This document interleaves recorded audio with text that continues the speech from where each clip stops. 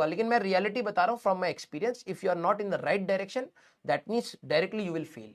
11th class आपके ऊपर रहम नहीं खाती है, ठीक है, बिल्कुल रहम नहीं खाएगी। आप लोगों ने अपने थोड़े बहुत चैप्टर्स जो भी पढ़े हैं, मैं ये नहीं कह रहा हूं कि वो 11th है, वो तो कुछ भी नहीं है, लेकिन अगर उसी में पसीना छूट रहा है दैट मीन्स अभी खेल बहुत भयंकर होने वाला है।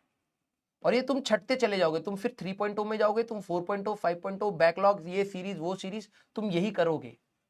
और तुम्हें लग रहा है कि तुम वन शॉट से तैयारी कर सकते हो, तो भूल जाओ भाई, तैयारी तुम्हारी वन शॉट से नहीं होगी। जिसको पहले कुछ नहीं आता है वो सोचे मैं सीधे वन शॉट से सीख लूंगा, नहीं होगा।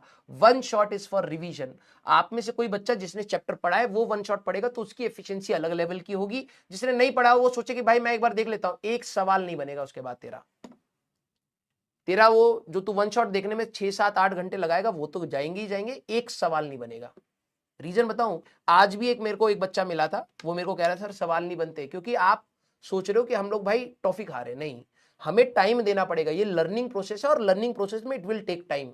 मैं बेसिक मेथडोलॉजी से ही सवाल क्यों करा रहा हूं, मैं जल्दी भी करा सकता हूं, लेकिन मेरे को पता है क्योंकि मैं जल्दी कराऊंगा तू खुश हो जाएगा, और मेरे को खुश नहीं करना है, तेरे को सिखाना है। सीखने वाला प्रोसेस थोड़ा स्लो होता है। आज हमने 10 सवाल करे, तो 10 सवाल में से 3 4 सवालों में अटकेगा, तू सोचेगा, तू अगली बार सीखेगा, फिर अप्लाई करेगा। वो लर्निंग कोई मिटा नहीं सकता बेटा, it will take time, but yes एक बार जब दिमाग में जाती है तो वो बहुत सॉलिडिफाई करती है चीजों को, ठीक है। प्लीज बेटा अपनी डायरेक्शन मत भूलिएगा कि आपने बहुत टफ एग्जाम के लिए तैयारी करना स्टार्ट किया है, and it will demand sacrifices.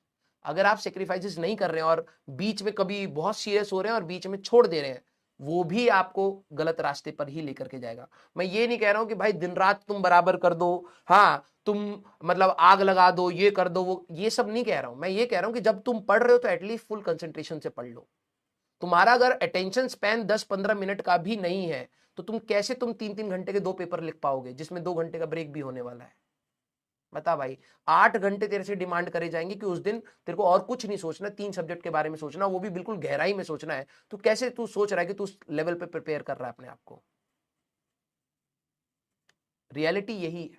हाँ, मैं हंसी मजाक से पढ़ाता हूं, वो उसका रीजन ये है कि because I don't want physics to be stress for you.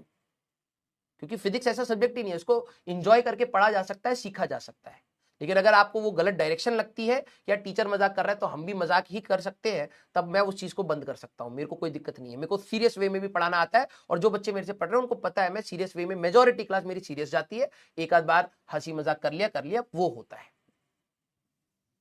ठीक है। प्लीज बेटा अच्छी तरीके से मेहनत करिए, और मुझे पता है यहाँ पर पढ़ने वाले बच्चे बहुत अच्छे हैं। आज कई जगह पर आप लोगों ने गलतियां करी हैं, वो गलतियां आगे रिपीट नहीं होनी चाहिए।